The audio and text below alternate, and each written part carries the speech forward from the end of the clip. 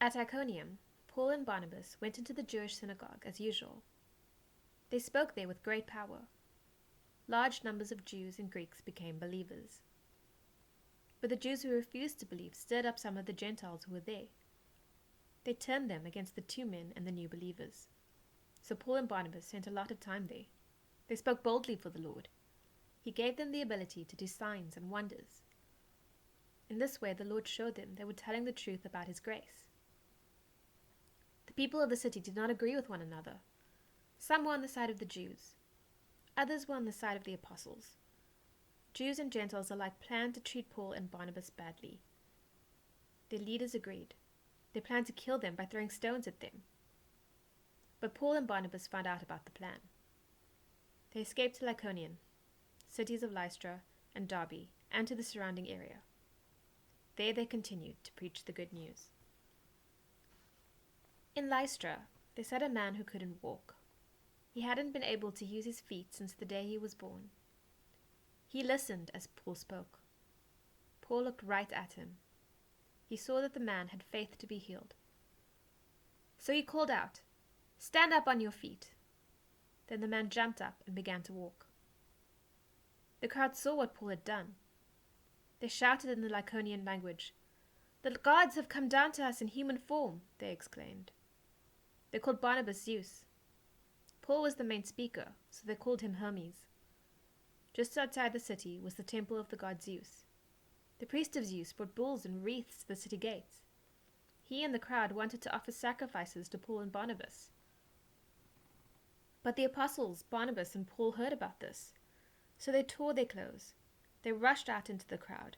They shouted, "Friends, why are you doing this? We are only human, just like you. We are bringing you good news. Turn away from these worthless things. Turn to the living God. He is the one who made the heavens and the earth and the sea. He made everything in them. In the past, He let all nations go their own way. But He has given proof of what He is like. He has shown kindness by giving you rain from heaven. He gives you crops in their seasons. He provides you with plenty of food. He fills your hearts with joy."